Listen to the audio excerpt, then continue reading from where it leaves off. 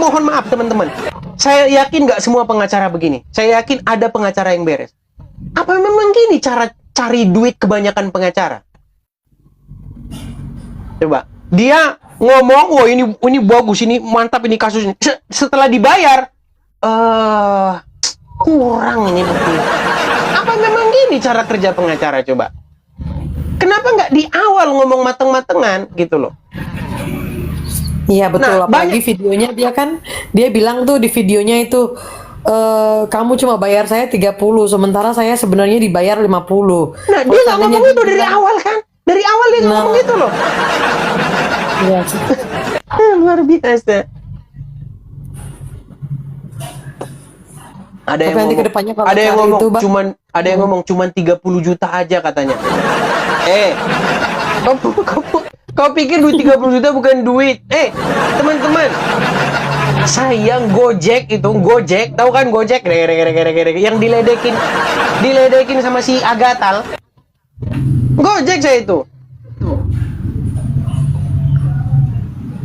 Ya, Bang Edis. Luar biasa.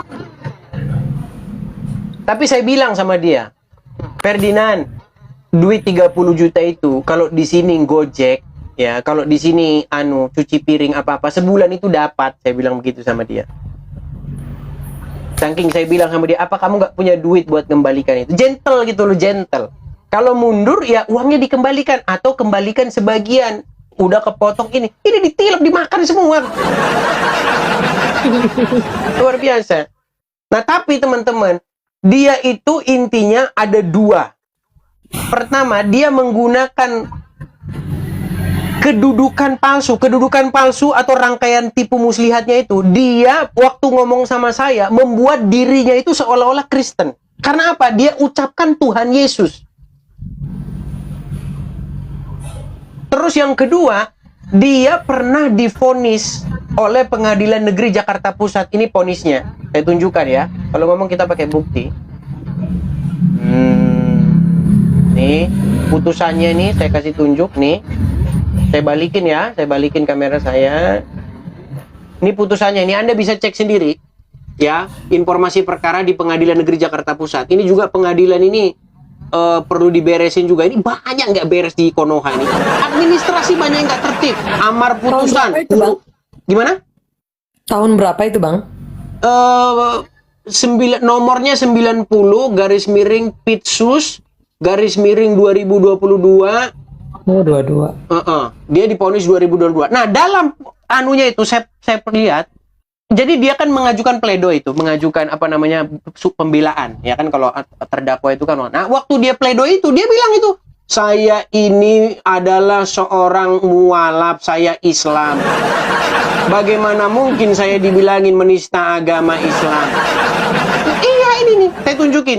Ini nih. Nih ya, saya tunjukin. Bentar, kita kalau ngomong itu pakai dalil semua nih. Ini dia di ruang sidang nih. Nih. Ya. Saya mualaf sejak 2017, tapi di KTP masih Kristen. Ini loh, coba. Luar biasa kan? Nah, mualaf, tapi inboxnya, perhatikan, inboxnya Tuhan Yesus kepada saya tuh. Siap. Lihat tuh, Tuhan Yesus. Kata, nih teman-teman, kalau teman-teman yang masih ngomong sama saya, Edis kok bisa ketipu kamu? Nih, karena dia ucapkan Tuhan Yesus. Itu jawaban saya. Tapi memang Bang Edis itu dari dulu memang nggak kenal dia sama sekali ya? Apa memang Cuma tidak cari tahu-tahu tahu? doang. Saya gini, saya taunya ini, dia ini orang Kristen, cuman gara-gara ngeritik Islam, bilang Allahmu lemah, saya pikir dia ini Kristen. Ternyata saya selidiki Islam tuh ternyata dia. Luar biasa. Nih ya, makanya aduh luar biasa nih. Ini omongan dia nih, ini saya ada nih. Dapat saya ini video rekaman dia pernah diwawancarai tentang keislaman dia. Nih 50 detik ya. Nih 50 detik, dengarkan teman-teman nih. Saya tunjukin lagi nih mana tadi. 50 detik. Mana. Sabar teman-teman. Sabar ya. Saya pernah Anda Nih 29 Bentar. Mana? Aduh. Nah ini. Itu yang selalu dampingin saya dulu di sana ada Ustadz Fatih namanya. Kami selalu sholat bareng segala macam. Tapi kan saya tidak perlu harus jualan agama untuk itu gitu loh. Seperti yang disampaikan Haris Pratama, dia bilang di TV, Ferdinand itu kan Kristen, saya Islam. Tuhan Ferdinand itu beda dengan saya katanya. Dia tidak tahu kalau saya ini sudah jadi Muslim. Hanya memang dari sejak lama. Dia tidak tahu kalau saya sudah jadi Muslim. Memang luar biasa. Terus ini ya. Masalah administrasinya belum saya bereskan.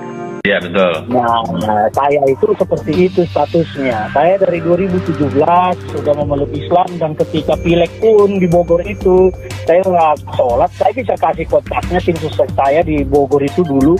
Jadi kalau masih ada yang meragukan tentang keyakinan saya, ya biar aja nanti dia berurusan dengan Tuhan. Itu yang Tuhan yang mana Ferdinand? Luar biasa, waduh, memang berat. Kita masih menunggu lah ini. Coba nih, saya menunggu lawyer yang pro bono ya. Dalam pengertian pro bono itu begini, kita gugat BRI-nya gitu. Nanti kalau kau bisa menang lawan BRI itu, seperti case-nya Denny Siregar gitu loh. Denny Siregar kan kasusnya sama. Diumbar alamatnya, lalu dengan maksud supaya orang mencelakai. Nah, Ferdinand akhirnya sama dengan Rudy melakukan hal yang sama, mengumbar alamatnya supaya dengan maksud ada orang mencelakai.